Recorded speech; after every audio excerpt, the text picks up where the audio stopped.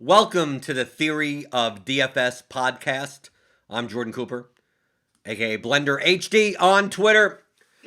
I'm also the co-author of The Theory of Daily Fantasy Sports. It's a 15-hour audio DFS masterclass, the entire game theory of DFS. Doesn't matter what sport you play, NFL, NBA, PGA, LOL, soccer, doesn't matter. It's the entire game theory. If you want to learn the math, you want to learn the concepts, go check that out at theoryofdfs.com. Join with me as most of the time, usually. Last week, we had a late episode, so this week we have a little early one, but a shorter one. Kind of a condensed episode with the man behind a lot of the stuff you may see in the premium section at Roto Grinders, especially with the Super Bowl coming up this week. It's Erik Beimfohr on Twitter. And Erik, I wanted to bring this up because I had a conversation with if you buy the Theory of DFS course, every once in a while, like every 2 months or so, I send out an email that says if you write a testimonial, I'll hop on a call with you for 30 minutes for nothing to answer any questions you got, anything you got. I've been doing a ton of these. So over the course of 6 months, I've probably talked to 60, 70 people. And I had one of the most interesting calls a couple of days ago. Because usually people are asking me questions and about game theory and things like that, clarifications of concepts in the course. And most of the time, I'm dealing with people that these concepts are new to them. Like they're not complicated, right? If you were involved in poker, you probably picked it up quicker. If you were involved in finance, probably picked it up quicker. So I talked to someone, I'll leave his name out of it. Plays chess, high frequency trader. So it's like this is like right up here. Like why aren't you great at DFS? He's playing low stakes. He's playing for fun primarily. I think he has plenty of money. I think it's not about the amount of money. I think it's just the intellectual challenge of beating a game. Yeah. And I come out of the conversation going like, why? What? Yeah, I think you're better than me. right? I think it's like you get this. I don't know why you're asking me these questions. Like you obviously get this. And one of the things that he mentioned is about taking concepts to their logical extremes, which is something that I do a lot for explanation purposes. Of like, let's right. Hey, like, can you play these two guys together? Well, if they're both 3K, yeah, you can play Giannis and Middleton together. But if they're 15K each, you probably can't play either of them. So it's like, once you get that there's no, like, correct answer, there's a range depending on all these variables that are working for you on a specific slate. He seems to take contest selection to its logical extreme. Like, and I'm someone that I consider myself good at contest selection, especially for cash games. Like, I'm looking for the right spots to deploy my capital, right? Get my money in good. Finding three mans with the no badger, right? Something like that. Playing the larger fields, not the multi-entry double-ups. The 124s, the 62s, not the 11 mans. 11 mans have lower rake. I'll play them only if I see, like, some unknown people in there. But, like, not with the 10 other sharper players in the lobby. What he does, I want to get your thoughts on this, because it's something that I never thought of. And I think it's ingenious. And maybe people are doing this for the past 5 years or maybe the past 2 years since the feature on DraftKings was implemented. And I just don't know about it. And I think at the lowest stakes, you could get away with it. I mean, the amount of raw money may not be worth it. Is that since he's in the chess space, he has what's called a Mook farms. Okay, it sounds weird. Like he mentioned it to me. He's like, "Oh, I Mook farm," and I'm like, "What the hell is what's a Mook farm?" Right? And it's in chess apparently. I may be getting this wrong. If you play chess, just email in questions@theoryofdfs.com and tell me I'm getting this wrong, because I don't play chess. That in order to obviously the more people that you beat, your rating goes up. And obviously if you beat lower players, you don't get that much to your rating. But in order to like artificially inflate your rating, like you want to find the weakest players and play them more often, and that's what Mook farming is. Like you have like your watch list of people that are playing that you want to get into a game with that you could easily beat, And he says that in like chess and online spaces that people set up their own Mook farms. And when he explained it to me, I'm like, oh, so that's like bum hunting in online poker. Right. Like, and then he goes, yeah, that's it. We call it Mook farming, but you can call it bum hunting. In online poker, you wait to see if someone, that you could beat comes online. You follow them around to tables, challenge them to head-to-head matches, things like that. So what he does on DraftKings is that he Mook farms. He bum hunts. Now, typically, bum hunting, to me, it has a negative connotation, but it really is contest selection. And Yeah. to me, I do it probably in the most ethical way. Was if I see someone with no badge or someone I don't know in the head-to-head lobby, I take their head-to-heads. I mean, like, right? Yeah. If I see a three-man, if it's Mock Lovin and someone I've never seen before, and then me, and like, okay, there's enough edge there that compared to an unknown person, that I should be in this three-man. What he does is he uses leagues. So Okay. what he creates, he said he creates his own Mook farm. If he plays someone in a head-to-head or something like that that's horrible, he invites them into his league. And now he has them all in one place that he could send out a league invite and be like, well, we have this 10-man contest and you set out an invite that way. And that's how he's able to, like, kind of, instead of getting like a list of people and then you challenge them to head-to-heads, because we all know how annoying that is. Right? To me, that's is the time worth it? Is that ethical? I get it's within the rules. Yes, it's something that I don't do, but I can understand. Hey, it's within the confines of the site. Anyone has any ability to put on their in the settings to block notifications. You don't have to block them completely, just the notification so you don't get them, so you just never accept them. But imagine putting together, oh, you played this guy in a head-to-head and sucked, and you're like, oh, join my league, and they join the league, and now you're able to, like, oh, join this 3-man, join this 5-man, join whatever. And apparently that's the logical extreme to contest selection. You're most likely going to find this at the lowest stakes.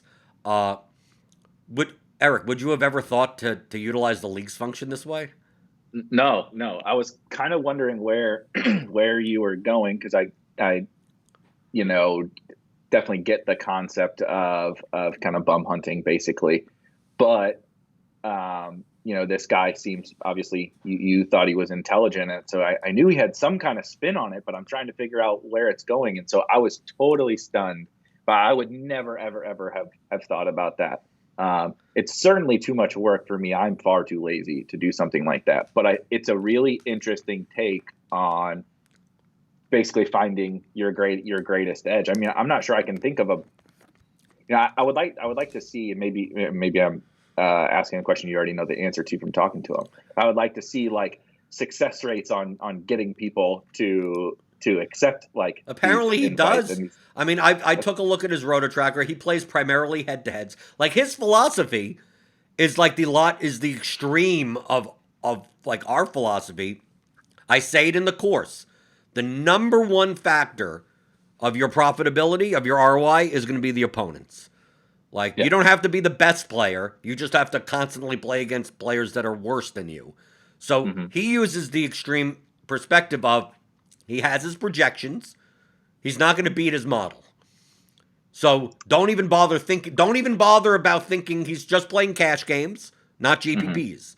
So it's like, as long as he has the best model and he can find the weakest opponents, he will make money. So he doesn't have to think about who to 2v2s, 1v1, just whatever the model says. That's what I play. From high frequency trading, you're setting up a system so you don't have to do all of that. Like, it's going to identify patterns and go sell, buy, sell, do whatever, that type of stuff. So the only time that he spends is on opponent selection, as opposed to lineup construction. Like, he spends no time on lineup construction, spends every time on opponent selection. And I mean, truthfully, that would be the highest ROI thing to possibly do, because most likely in the scenarios that he's finding players that have the weakest lineups after playing them, that he could tell that they obviously don't use a model. They obviously don't, he could define his edge much more directly than we can. Oh yeah. Right? And Yep. then just if he's playing X amount of dollars per day, it's whatever he's shoving his money in, and whatever the dollar amount that money in is all directly in relation to the opponents. It's similar to going to a card room and you don't see a good game and you just go home, or you see a good game and it just so happens to be at a lower limit or a higher limit. Like, it's not a matter of I'm coming in with the same buy-in, the same type of the investment structure that like I have for cash games.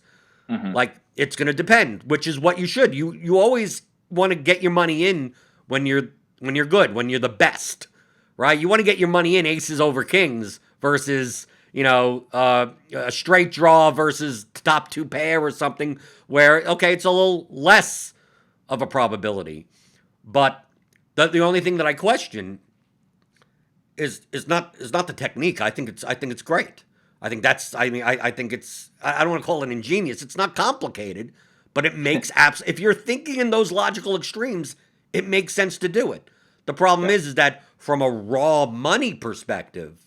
Yeah, that was what I was gonna ask. Like how much real money? Like yes, you can't at the $1 to $3 level.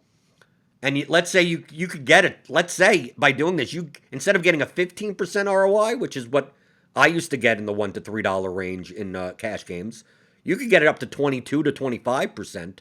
But your total volume is like $400. Right. So it's like your expected return on even 25% of $400 is $100.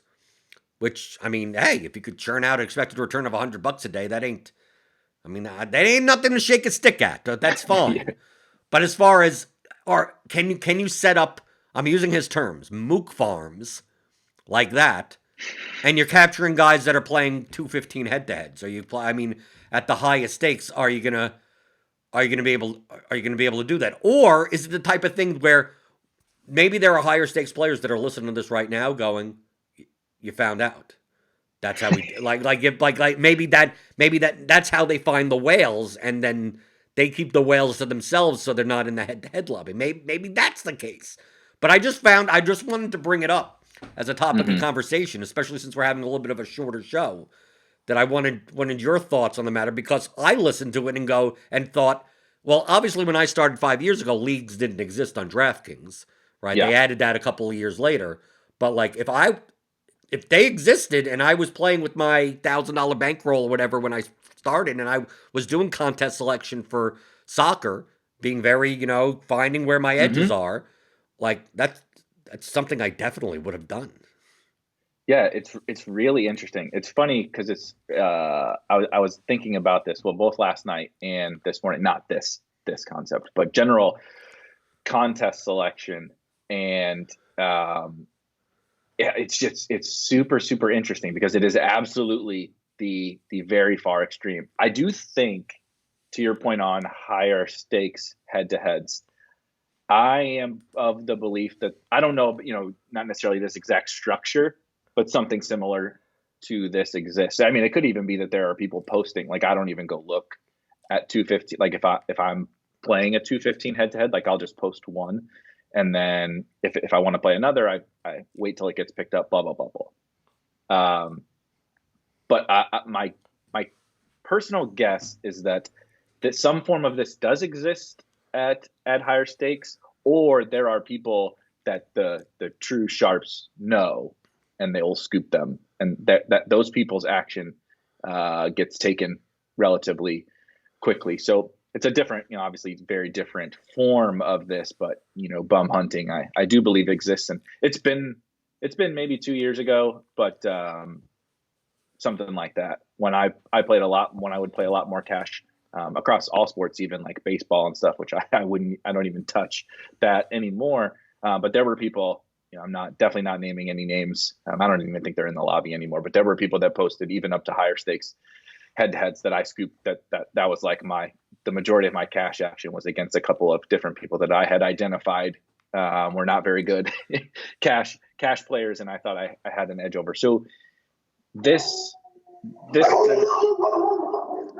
dogs agree. This general idea, though, of taking contest selection to the extreme, I think is really, really interesting. Maybe not to the I don't know that there's enough. I don't know if it's worth my time. Even if there is like $100 a day is great and everything, but like even if you can get more than that, it's a fair amount of time, and I don't think I personally have the patience for. But kind of going back to last episode we talked about, for some people this would be like this guy, like this is the perfect setup, right? It's like he just spends his time on the one thing that he knows he can kind of figure out, and then he doesn't spend any time on doing any roster construction or any of that kind of stuff. And this is the best way for him to play DFS. For others, it's very funny that you brought this up, because like last night, some people that I talked to were talking about, for NBA specifically, like they run the big $4 20 max, and that's like what people will play. They like to play 20 teams and they play it in the $4. But what they like to do, which I thought was really smart, is they don't want to play that first $4 contest, because it's like 150,000 entries or some shit. It's unwinnable basically. They wait for the second, sometimes the third $4 20 max, which is like 1,000 people. I don't even know, but it's much smaller, and they wait to enter that. Or people are waiting, like they want to play mid stakes, $20 to $100. They wait till close to lock, and these $50 contests that are 25 people or something like that start getting posted closer to lock. And so not only are you getting into smaller fields, which might be better for these people, it's definitely probably better for these particular individuals, but you're getting far less of the super sharp players. If you got into the first whatever $50 single entry, they're all in there, right? Every single one of the best players on the planet is in that contest. If you wait till the smaller, closer to lock, it's a kind of a pivoted, less extreme version of kind of bum hunting. You're getting in these more casual guys. They're like, oh yeah, I'll just toss my 50. You're not playing against, McLovin and Osimo and Empire Maker and whatever. You're playing the theory of that is that the hypothesis is that casual players are more likely to enter contests closer to lock versus like people are built. I'm going to play DraftKings tonight, and it's 5:45. They build a lineup and then they find a contest. And they're coming in, they're entering right there. And that's the main reason why, for two things, something that I do related to this is for two reasons. One, the late cash contests. So like, the late, instead of building my volume, because I know how much volume that I'm going to play on a day, right? Because it's all based on my formula of 10% of whatever that number is. That's my aim, and I'm trying to have a specific diversification inside of that. So I need to hit these goals as far as how many double ups versus triple ups versus head to heads. I'm trying to balance that because it depends on the action that's in the lobby. So sometimes like I'm going to pass on these $50 136 man double ups. And I'd rather play the 68 man that gets posted an hour before lock, because I may get 5 or 10 more casual people possibly later. And instead of wasting the $50 12 hours before that, I hold off on it. Or what you do, which is what I think everyone should do, is especially if you're playing cash, but even if you're playing GPP, is to me the last step before lock is to having the lobby open and seeing where the overlay is, because based on the UIGA, these guaranteed contests, they're gonna pay out the guarantee regardless of if it fills, and this is obviously what's called overlay.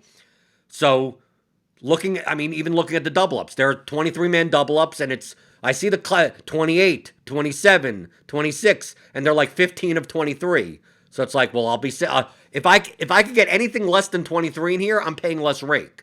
And past like 4 entries, it's actually overlaying. But even just the reduction of rake over the course of a year adds up to money. So there are some times, like the other day, I actually bombed in most of my double ups, except for one $250 double up that was only filled by 9 people instead of 11. And I managed to come in 5th. So that I doubled there, even though I didn't double in.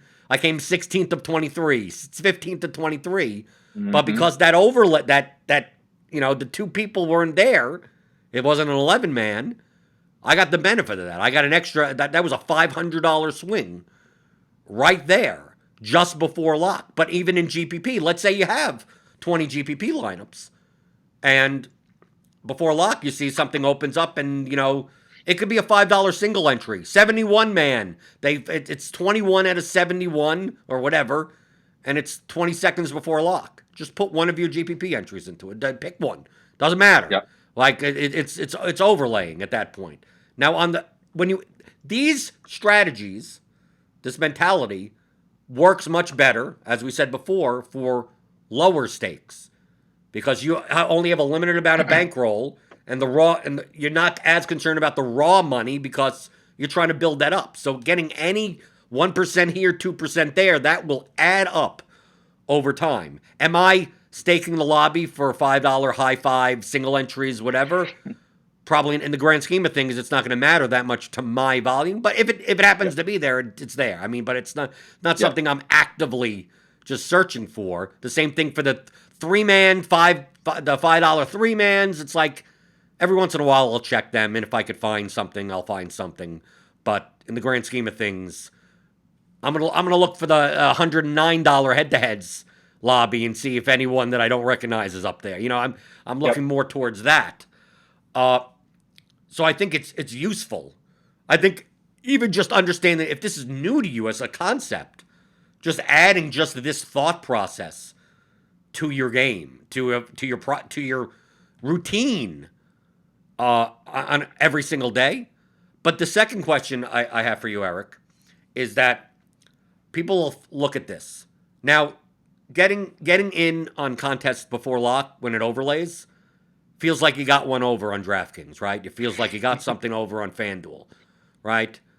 But sending out invites to bad players and stalking them, like, it has a negative connotation. It's like, well, do you want to be an asshole? It's like, well, it's within the rules, but from my perspective, it probably costs me money. Like, I rarely ever scoop players in head-to-heads. Like, most likely, if I see them with a $50 head-to-head, I'll play them in a $50 head-to-head, but I won't take a 20, I won't take a 10, I won't take a 5. Sometimes I do. Sometimes if I need to fill my volume and you just happen to be there, sorry. I'm sorry. You posted, and that's you limited it to 1 at least. But sometimes you see that people don't even limit it to 1, and you see them pop up again. They have $5 $50 head-to-heads, and I could take all 5. Am I leaving money on the table because I just feel bad? You probably forgot to hit the limiter or whatever like that, and right. And I don't want to take all. I just don't want to take all 5 of yours. Like, I see on FanDuel that has no limiter, and people that I beat scoop me, and I go, "What are you doing?" Like, I'd just rather have the opponent diversity. So it's like, I just don't. If you wanted to play me in a $50 head-to-head on FanDuel, like, just play me in a 50. Why did you take 5 of my $5 one? Like, why did you? Yeah. Like, why did you do that? Like, I don't mind playing you, but let me just play you once so I can at least have head-to-heads open so I can play as many people as possible. So it's kind of like the golden rule of do unto others as I would do it to yourself or whatever. Like, I look at that, but that doesn't mean anyone else adheres to it. So, Eric, do you think that I should be more cutthroat when it comes to that? Or, does it matter if I do? Like, is there an ethical problem in bum hunting like this? It's such a funny question, because I feel like anybody that has ever, that plays this even remotely seriously, or definitely has played cash remotely seriously, or maybe even not seriously, just is a human playing DFS, has had this like internal ethical debate where, like, look at this, and it stands out so clearly. Like, you're using the head-to-head lobby example, right? It stands out so clearly with the stupid badge idea, the geniuses who said, we want to protect the shitty players from getting scooped. No, it just makes them stand out even more. It was just so funny. Now they just now they're if you don't have a badge and you post, you are getting your money in so bad on DraftKings now because people are scooping you. But Um, I feel like everyone has this sort of ethical debate. And so Are you for sure me everyone? personally, I get a sense of a no, lot of not people in the everyone. DFS community are like, "Fuck you, you had him Yeah. up, and I'm looking to make mine, and who cares?" Which I Everyone, have to me. Hey, it's the type of thing. Same thing with the top shots and all the markets that are going on. It's as if you're up front and you're just like, I'm just cut. Like this is the game, and that's the yeah, way it is. Like I can respect that attitude, but then don't act like you're altruistic or something by like, no, I play ethically or something. But is it? The question is it even an ethical issue? I don't. So I don't think so. We'll start with the What would truly be okay? answering the question. To add to that, if you don't think it's an ethical issue, is there anything in DFS when it comes to contest selection like that or gameplay that you would consider to be unethical? I kind of think if you're truly spamming somebody, like really true, like is where the line might start to get crossed. Jordan found some guy, you got matched with whatever. Maybe he even took one of your head to heads. You analyze him every morning and he's fucking awful, right? He didn't even have the best 3 plays on the slate. And you're just spamming him every day thereafter with head to head invite requests. Wouldn't I just say, hey, he could just go in the settings and turn it off? Most people don't even know how to do It's that. true. Yeah. So and that's where like I think people would make the argument, and I don't even think it's wrong. I'm sitting here trying to talk it through myself. Is there are things in place that can prevent these people from getting bum hunted. They don't have to play. You don't have to come into this world. Like you said, there's block functions. There's all sorts. There's limits. Limits on head-to-heads on DraftKings, and ultimately, like you can't fix stupid, right? We can't protect every stupid person. It's like the investments. It's like investment stuff. If you go on Twitter and you get your investment advice from fucking Dave Portnoy, like you probably deserve to lose your money, right? Like that's just like you can't fix stupid, But I think I have a biased opinion on it because like I work in this space, so like I want it to be like a more positive environment. Right. I think what this is very similar to poker. Okay, because I said before, I played with a lot of Asian kids when I was younger, and there was a lot of them. They were really good players. They would try to tilt people at the table, like they would not berate a bad player, but kind of like try to get into like you so bad. I can't believe you called that. Because they know that like well the player will like try to come after you or something like that, and Yep. Their attitude was like it's short term gain of like well yeah you may be able to get all his ships now but they're never going to play with you ever again.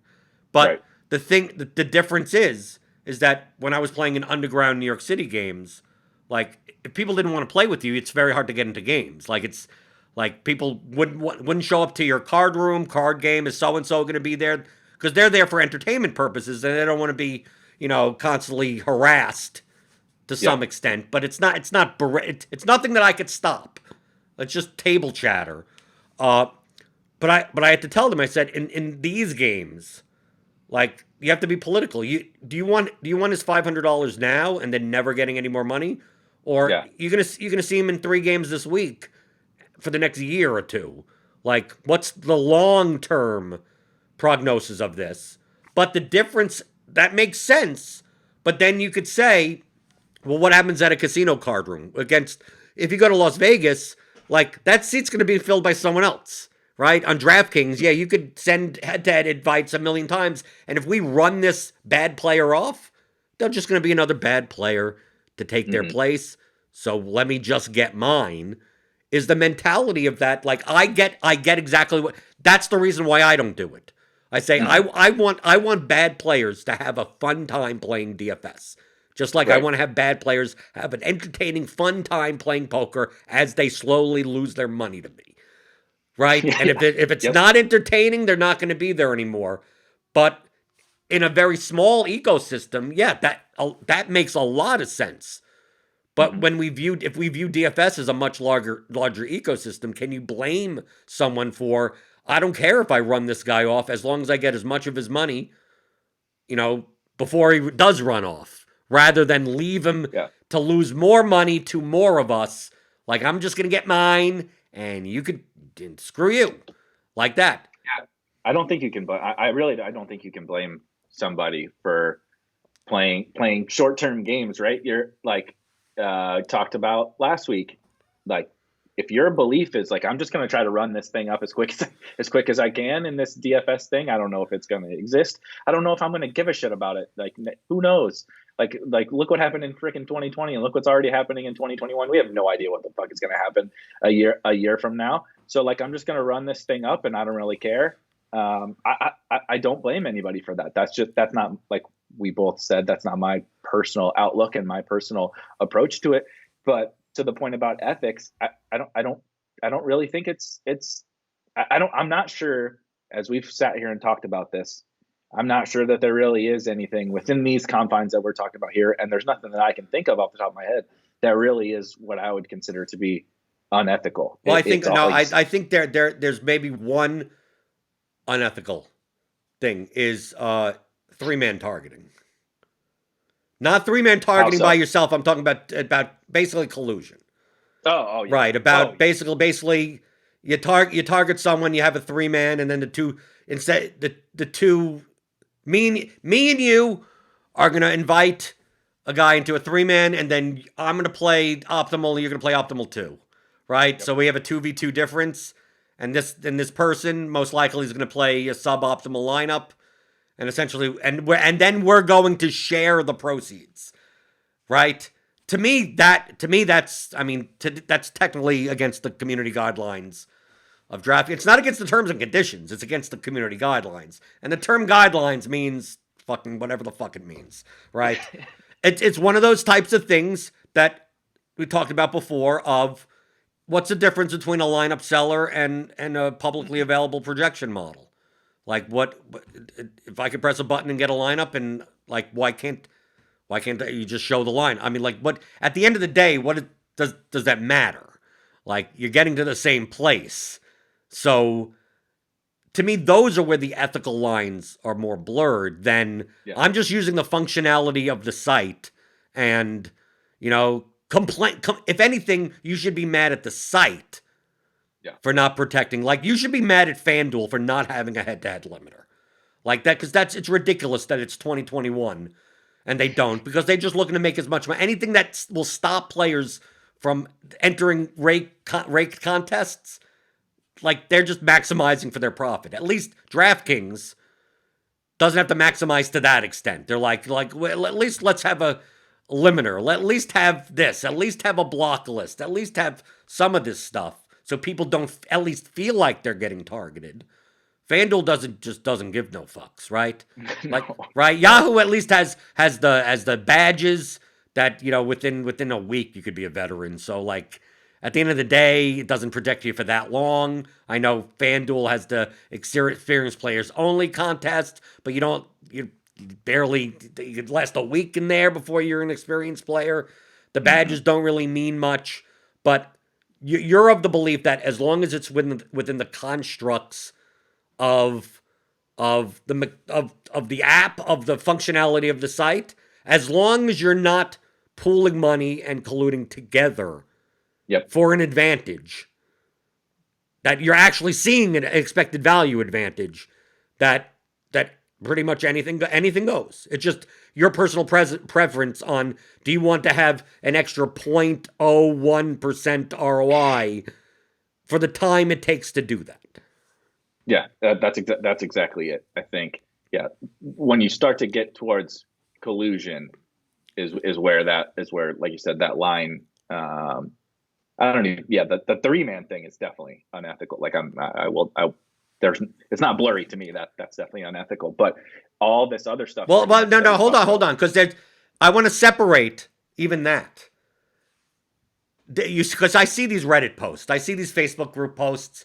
Most of them are it's conspiracy theory bullshit. Here's the reason why you see 2 sharp players in a 3-man and that's it, and not a third guy, is because they're waiting for the Mook. right? I'm gonna use the. Hopefully that's not that bad of a slur or something like that. It's called Mook farms, whatever. I just like the term now. They're waiting for a lesser experienced player. If I see a 2 out of 3 with Empire Maker and McLovin, I'm not going to enter it. Not because I'm colluding with Empire Maker and McLovin, it's because where's the edge there in playing 2 other sharper players? They're waiting for me, if anything. They're hoping to make money off of me. Yeah, so exactly. To me, that's not unethical.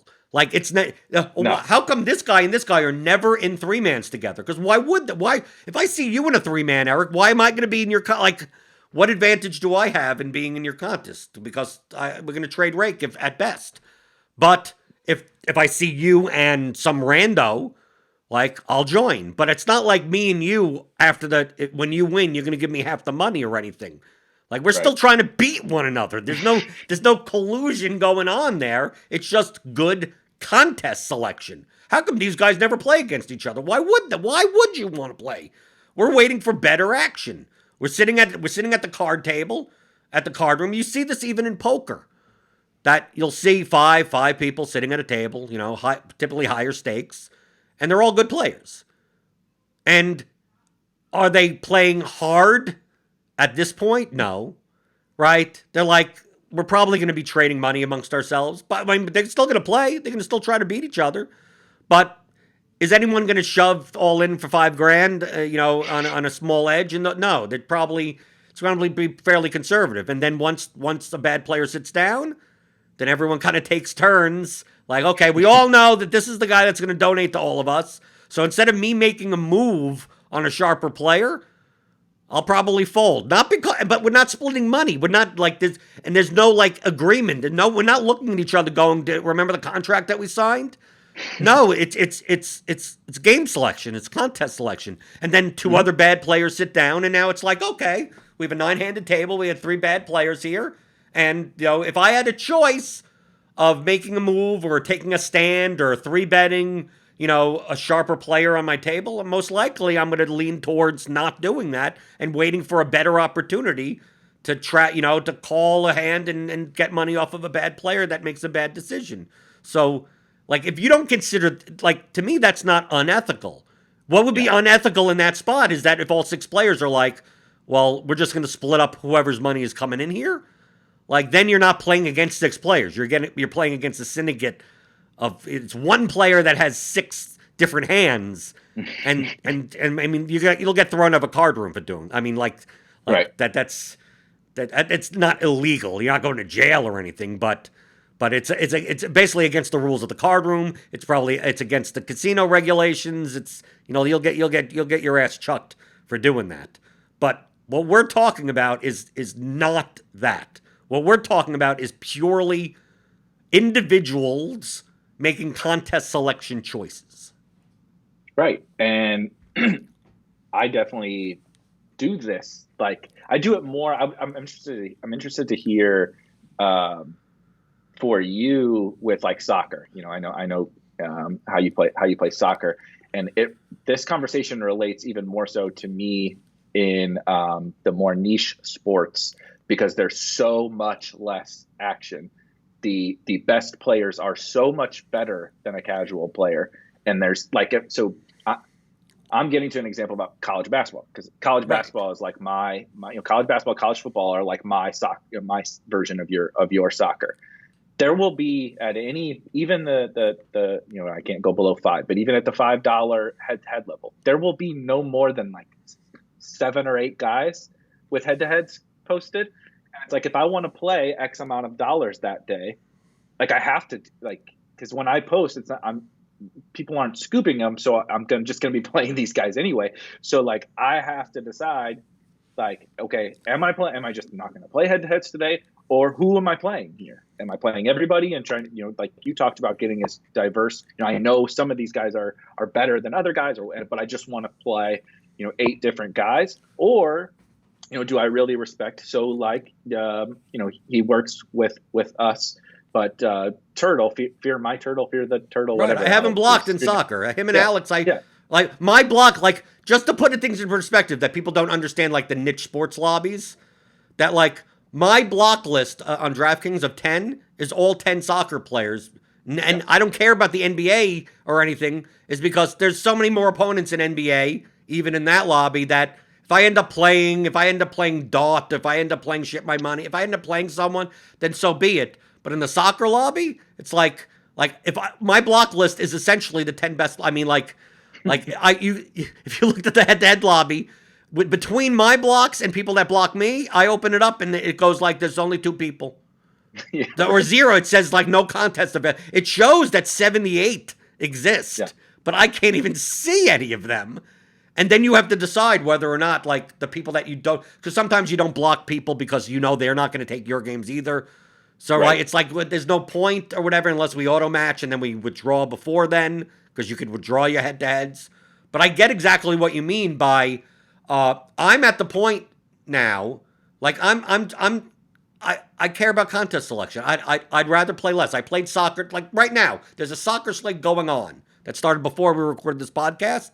Like, I'd love to get $3,000 of action in soccer, but the only way for me to get $3,000 in action in soccer is by playing Pew and Saramac and PSU. And like, what's the point of that? So I'm only playing $700. Yeah. So I'm only playing $700. But I mean, I remember 3-4 years ago when I had a smaller bankroll. It's like, I wish I had the bankroll I had now that back then, because the soccer lobby was much more booming back then. That now that's why I don't focus that much on soccer anymore, because just the raw money isn't there. People ask me, are you playing the Interleague slate today? Are you playing the Europa League slate? It's like I can't, there's no soft action. There's no like if I go in that lobby, the contests are smaller on those smaller slates, and the head-to-head lobby is barren, and it's like, what good action can I get on this slate? Maybe $300? Like, I'm going to play NBA tonight for like $3,000. Like, I'm going to spend more of my time doing that. But yes, on the EPL slates, on the UCL slates, the bigger soccer slates, sure. But even then, like, I'm not playing Saramac. I don't care about the volume. I just want to get my money in as good as possible. And if it just so happens to be X amount, then it's X amount. If it's more, sometimes I start seeing, sometimes you see someone 215 head-to-head. Oh, they're back. A lot of times in the soccer lobby, it's just like, oh, okay, I remember them from 6 months ago. I'm going to take their 215 and let's see if they got better, right? And if they're there, they're there. If there's a 3-man, sometimes I see $215 3-mans, and I see it's Red Goat who's in everything, and then some other guy, and I'm like, okay, I guess this is where it's going. If there's $1,000 head-to-head against some rando, then I guess that's where that's this contest selection extreme. I mean, some people would even consider this to be extreme, let alone setting up leagues and sending out $1 invites. Like, that's extreme. But people would consider this extreme. But to me, that's to grind, to truly, if you're grinding this and you're trying to make income, money, like, this is part of playing DFS as much as building lineups. Maybe more now, like maybe more. I mean, it's certainly more work. It's more work for me. Like, I don't know even like what's the exact balance of how much does each lever matter. But like, so I basically like almost always have, at least when I'm like sitting at my desk working, like I'll have the lobbies up, and just like you, like I think you talked about when we have talked about your cash stuff, that you go back at different times throughout the day to kind of spread out your action and whatever. But like, especially with like college basketball, it's so funny. Literally right before this, I did just about everything that we have outlined here. I'm scrolling through, because the same thing, not only is like the head-to-head lab, there's only a handful of tournaments. Some of them aren't even worth playing, but there's only a handful of tournaments. It's all the same guys, right? So there's a lotto. But then there's a 222 that's got 50 people in it. Okay, well, the top 25 players are all in there. So, like, okay. And they all have their head-to-heads posted. And then there's, like, even smaller. There's a $50 single entry with 20 spots. It's like, well, it's all those same guys. And so, like, you start to just do these mental gymnastics. And so, in order to get your money in, like, if I'm going to play the slate, like, okay, if I'm going to get my money in, how am I going to, like, you kind of outlined, how am I going to get my money in? So literally right before we're hopping on here, I'm just kind of casually scrolling through the DraftKings lobby. And I think it was a 3-man or 4-man 50-50 or something like that. And same thing happened. Turtle was in there because he's in everything. And then there's like 2 dudes. I think it was a 4-man, but two dudes that I've never seen before. So I'm like, yep. Okay. There's $100 or whatever it is that I'm playing today.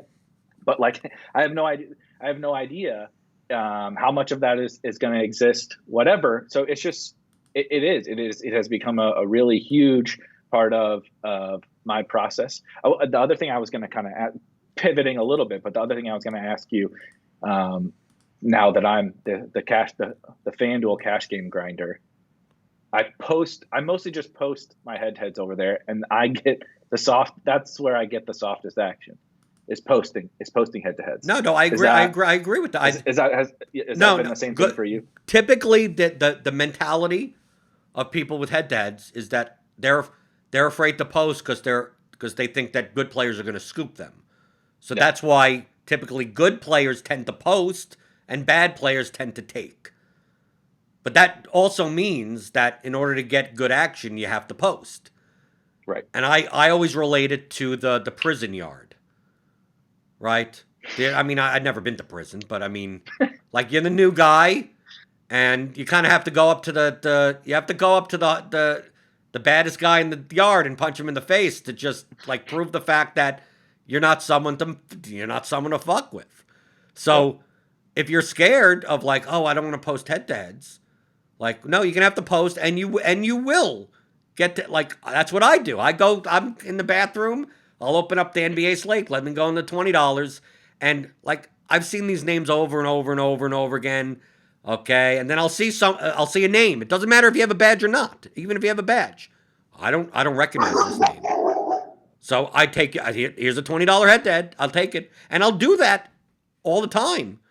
And then, like, once a month, I go through my roto tracker and look at my head-to-heads based on playing and whatever. And if it just so happens that, oh, that guy, we're trading rake or something, or he actually beat me because I'm playing so many head-to-heads. I'm not doing this on a day-to-day basis.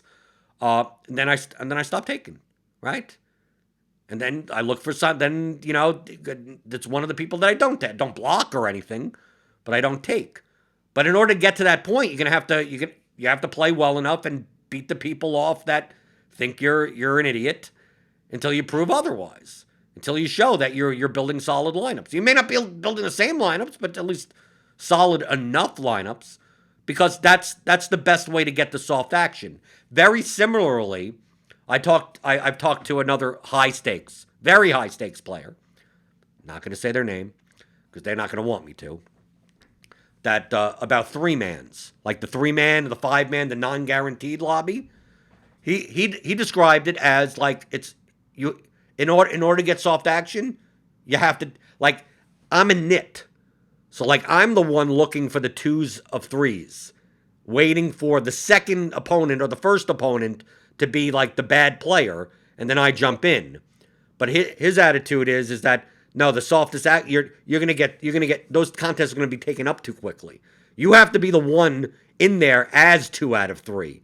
So the third person is the bad player. So, but in the process of doing that, you're also going to be playing 3-mans that don't have one. That you're going to be playing Empire Maker, you're going to be playing Love's Bases, you're going to be playing most of the time. Very similar to that card game where it's 6 guys trading rake amongst themselves. Because if you don't, you're never going to get the whales. The whales are the third guy to come in here. So, like, while I was arguing with him, it's like, well, I want to find the softest action by being that third guy. He's like, no, you have to battle. He's like, the non-guaranteed, you have to be good enough to beat up the other good players so they stay out of your 3-mans, right? Yeah. This is all not collusion, though. They're fighting for the money, and no one's splitting money. Everyone's out for themselves. It's still cutthroat fucking shit. But if you're not willing to get involved in the fight, you're not going to have the opportunity of the person playing the 1060 head-to-head that just some no-badger takes your game. It's like, well, in order for that to happen, you have to post there. And if you post a 1060, you have to be willing to say that, hey, Empire Maker is going to take your game because he takes everyone's games. So he's looking, he doesn't give no fucks. He's looking at just as much action as he could get. So if you're not willing to do that, then you're not going to also get the soft action in return. So these are all contest selection dynamics that have nothing to do with building lineups. This has to do with finding the weakest opponents. But even the stuff with the battling for the non-guaranteed lobby, none of that is unethical. That's the name of the game. I mean, this is we're all out for ourselves. I mean, this is what it is. And if you could find weaker players, then great. I'm trying to mine gold. I'm trying to farm. Did you farm mooks? Is that how you do it? Are we farming mooks? I hope to God. Let me just make sure. I'm just going to Google Mook just to make sure I was just going to say I'm going to okay, no, a stupid or incompetent person. That's what a Mook is. That it's not. I just want to make sure some foreign language means something else. Okay, according to the dictionary on Oxford Languages, it's a stupid or incompetent person. So, okay. So there you go, a mook farm. But say, if you could find your mooks and I could find my mooks, then God bless you. Yep. And at the end of the day, if we can't find any mooks, I guess we're playing each other today, and tomorrow will be another day. So, but these are the logical extremes of contest selection. It doesn't mean that you have to go to those extremes. But how many people, Eric, do you think are out there that are break-even players that would be profitable players if it just came down to spending a little bit of time in contest selecting better? A ton. I think it's a ton. It's the most. We talked. We I don't want to say beat to death, but like late swap and stuff. We had one episode where we talked so much about late swap and optionality and all that, where like it's the most underutilized feature of like making teams. And I believe that that's true. I think this conversation is the most underutilized aspect of like just playing this game that we're playing that doesn't have anything necessarily to do with the teams, of how to maximize your ROI, I guess is what I would say. This is the best thing you can do to maximize your ROI, as any like there's very, very different levels to what, like you said, the super high stakes guys have to do in order to best contest select. But if you're a break even player or a low stakes player or more than a break even player, I think that the things that you can do, the boost to your ROI and the boost to your long-term expectation, whether it's not even just ROI, the boost to your ceiling, right? Like there's so many things that you can do within this contest selection realm that are huge and people just don't really do it. The other one that always pops out to me that I was going to run by you, I noticed it more. I just realize every day how big of a fucking fish I've been for writing off FanDuel for so long, but I noticed it on FanDuel. It's absurd. The satellites. Yep. No, I was literally going to mention that last before we got out of here. Yeah, and I it's another thing that I think people don't do, and like tonight, if anyone listens to this before you go play NBA or whatever, NHL, it exists in every sport, including NFL. People think like, oh, NFL has all this money. It exists in NFL too. But like in NBA, it's mind-boggling. These satellites sometimes overlay by a half.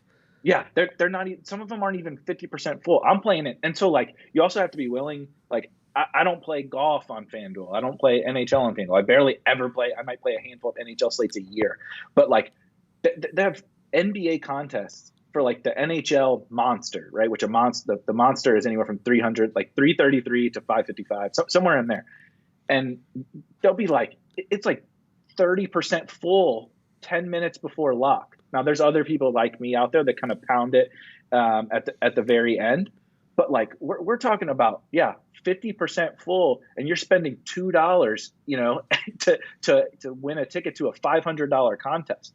I actually saw there was someone that I know, oh god, I forget what his Twitter handle is, but Real Fake Walter is his Twitter handle. He won an entry on DraftKings into the 888, which he does not. That's not something in his normal bankroll that he would normally play. But he did exactly what we were talking about here. He sat with the lobby open right before NBA lock, maybe a week ago or something like that. And it was a $75 satellite, which, okay, don't worry about the dollar amount. I know that that's not reasonable for every single person, but it was massively overlaid right before lock. So he tosses the team in and he wins.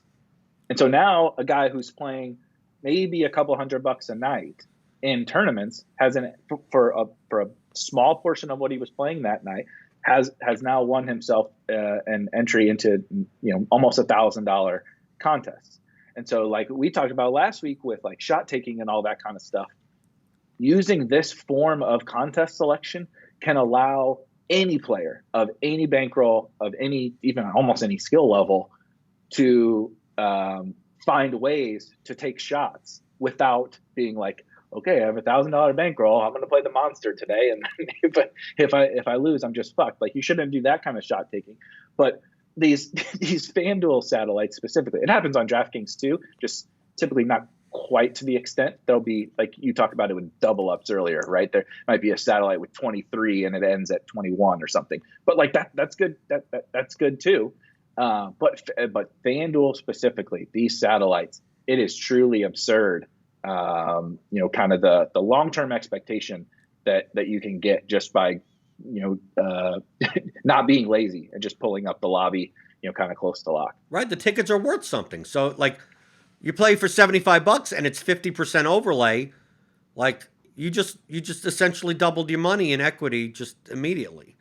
Even if you didn't win the ticket or anything. And then when you win the ticket, I mean, like it's the ROI differences on there, if you could find the overlay. It used to be in the old days. People would tell me in the old days, even before I started in 2015, 2012, 13, 14, it's like overlay was a given. Like they were just doing overlay just to get user acquisition and stuff like that. So that was like the norm.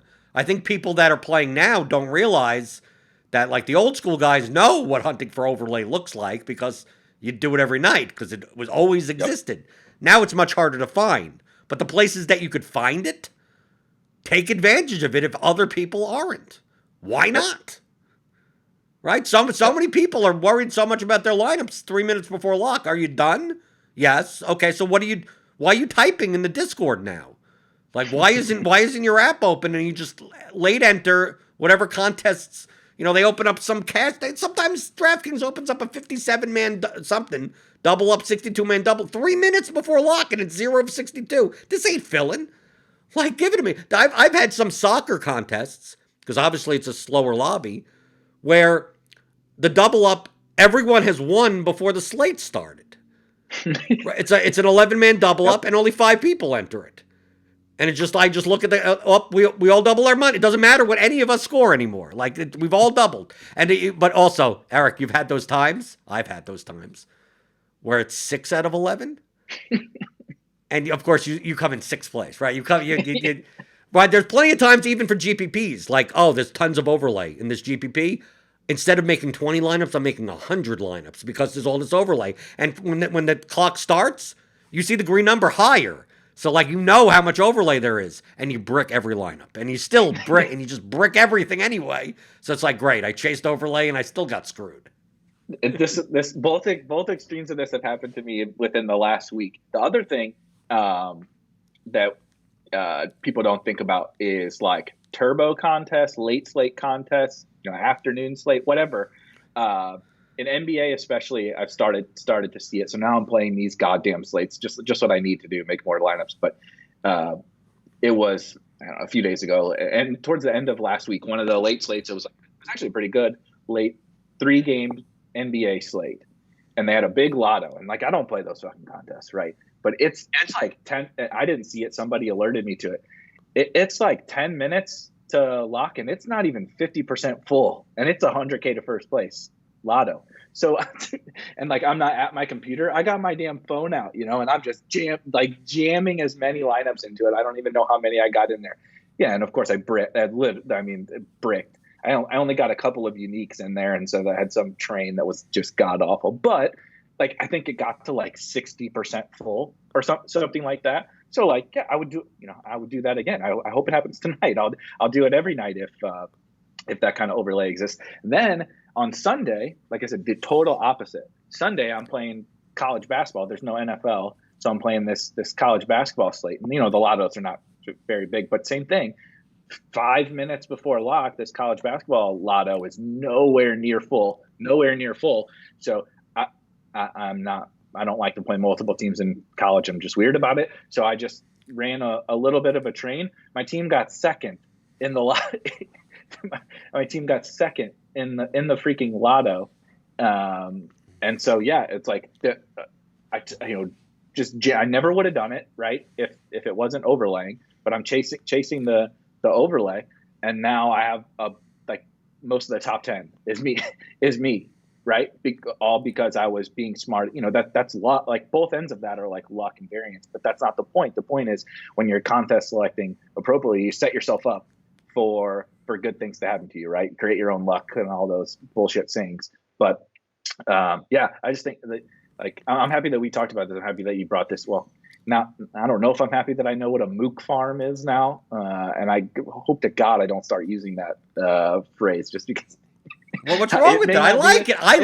I like Mook farms. It sounds inappropriate. I don't know. I don't think that it is. Based on you looking it up. No, it means an incompetent person. Mook farms. Yeah.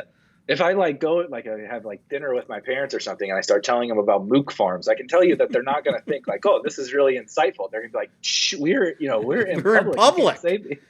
Right? Mook farms. What, really? Right? See, bum hunting, but you could say bum hunting, and that's fine. I don't. Bum hunting sounded worse until you found something somehow that sounds even worse, even more inappropriate. Bum hunting, Mook farming. Right? Mook farms. What's wrong with that? I like it. I like that he brought it up. I'm like, I like the Mook. Right? Let me see. Maybe he's making it up. I'm gonna Google Mook farm just to see if that is that a chess term? Is that for? I don't know. Mook farm. Let's see. No, it doesn't really come up. It doesn't. Mook farm. Maybe this is just this person. No, it. Google is saying, "Did you mean this? Did you mean that?" I think maybe it's just this dude. maybe it is. I don't know, because if it's not coming up on Google, then then maybe he made up the term. No, there is a Mook farm close to me in Hudson, Kentucky. It's literally called Mook farm. Right? It's an authentic Kentucky getaway. The old Mook farm. Okay. Oh, that's why I said if anyone who plays chess or something, that you make sure that maybe it's just this dude that just calls it a Mook farm. Okay, whatever. So don't add. Obviously, you're not going to add me or Eric to your Mook farm because we'll probably beat you often enough. But you can follow Erik Beimfohr on Twitter. I'm at Blender HD. Theory of Daily Fantasy Sports. We have a whole chapter, risk management chapter about contest selection. So a lot of this type of concept is in there. So go take the 15-hour audio DFS Masterclass when you get a chance at theoryofdfs.com.